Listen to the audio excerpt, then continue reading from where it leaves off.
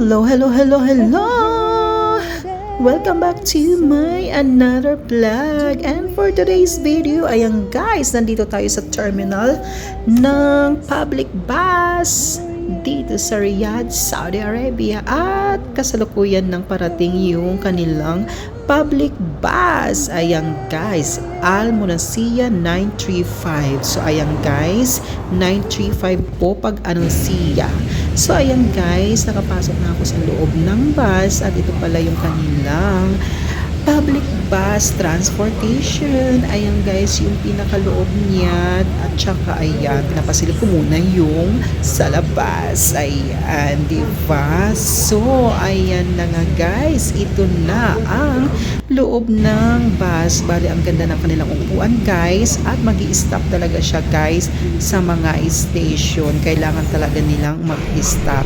May tao man wala, kailangan talaga niyang mag-stop guys. Yun talaga ang kanilang patakaran. So ayan guys, bali kayo na lang maghanap kung saan ang nearest station ng public bus transportation. Ayan guys, marami naman silang routine.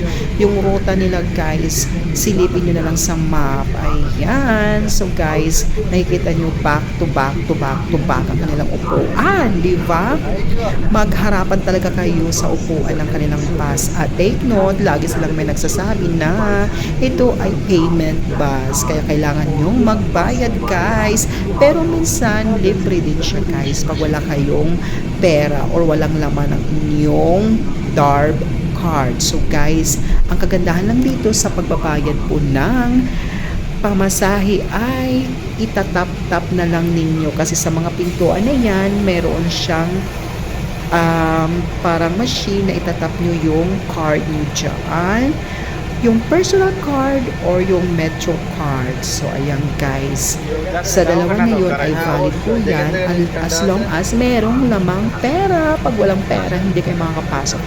Char lang guys, pero makakapasok kayo dyan kahit walang naman ang inyong card kasi ang lahat na yan ay para siyang free at saka meron din siyang bayad, depende, pero hindi naman nila sinisita kung wala kayong pambayad. O diba, ang ganda, dito ka lang ngayon sa Saudi Arabia makakahanap ng ganyan kahit wala kang pamasahe, pwede kang sumakay, hindi ka sinisita at walang conductor guys.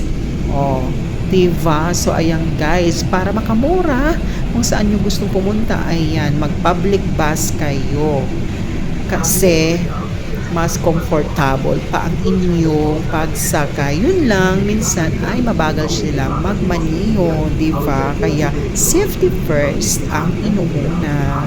So ayan na nga guys, medyo malayo-layo ang ating pupuntahan for today. So balik guys, ang routine na yan ay papuntang Metro. Ayan, Sabic Metro. At ayan ang aking mga kaibigang ibang lahi. Sila ay from Bangladesh. Ayan guys, sinamahan ko sila dahil gusto nilang makaranas ng public bus at makasakay din ng Metro Riyadh. Ayan guys, mga kakampani ko yan dito sa Saudi Arabia. Si Samshul at si Sabur. Ayan, shout out sa inyo guys. Ayan, yan ang aking mga kasama dito sa pagbibiyahe. Papunta pala kami guys sa Cafe. Ayan, pupunta kami doon sa pinaka main ng Metro Riyadh. Ayan, so napakalaki niya doon na station. At ayan na nga guys, nasa loob na po kami ng train station. Ay, train station. Train. Ayan guys, bali nakasakay na kami ng train. Hindi ko na napasilip sa inyo kung paano sumakay ng train. So guys, bali pag sumakay kayo ng train, ano po siya, yung walang driver. So, siya ay driveless.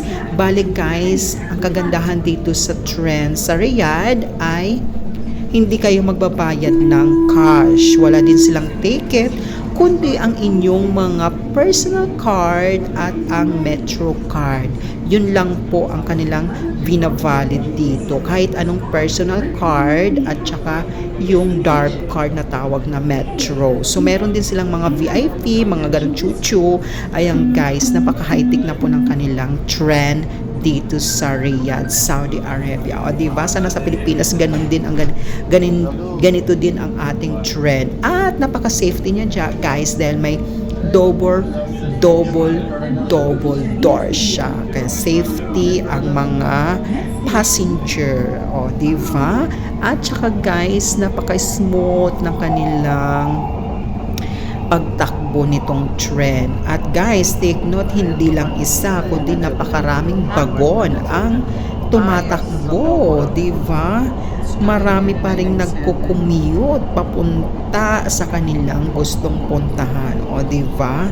So ayan guys, napakataas nga lang yan, at saka napakaganda guys. At ang kanilang trend dito sa loob ng bagon ay napakalamig, super cold, hindi mainit.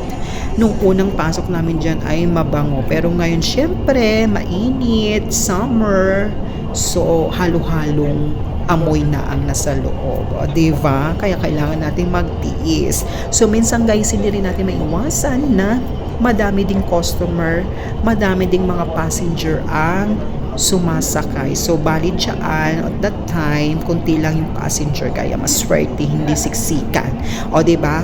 Ganon din ang nangyayari sa Pilipinas, na siksikan din minsan, unahan din minsan makaupo dyan sa loob. Kaya hindi lang sa Pilipinas ang maraming sumasakay. O diba?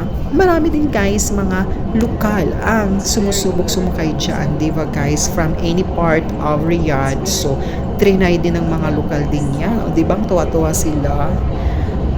So, ayun lang po guys. Napakahaba-haba na pong magsalita at napakahirap na po. Charot lang guys. O siya, panoorin nyo na lang guys. Bali, mayroon pala akong mga in-upload dyan ng mga video clips na kung saan mga putol-putol na po siya guys. Bali, pagtisan nyo na lang. Maraming salamat po. At kung sa mga nagtatanong dyan, kung magkano ka ba ang pamasahin ng kanilang Metro Riyadh, ayan, so guys, bali ang kanilang pamasahe or fare ay nagkakahalaga lamang ng 4 riyals. Ayan guys, 4 riyals lang po ang kanilang pamasahe. Pati din doon sa bus na sinakyan ko kaninang unang-una pa lang, 4 riyals lang din. Bali guys, may oras ang kanilang bayad dito. Kung nakaabot ka ng 2 oras o 3 oras, pasok pa rin guys sa bus at saka sa train, pabalik-balik guys. All in all, magiging 8 riyals lang siya guys. Kahit sumakay ka pa ng bus nila guys. O diba, saan ka pa, napakamura talaga ang kanilang pamasahe dito guys. Thank you!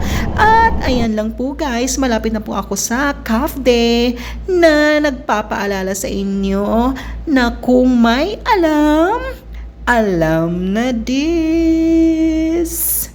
Please subscribe and follow and likes my YouTube channel. Don't forget, maraming salamat po at hanggang sa muling panibagong upload natin mga Desanatics. Bye!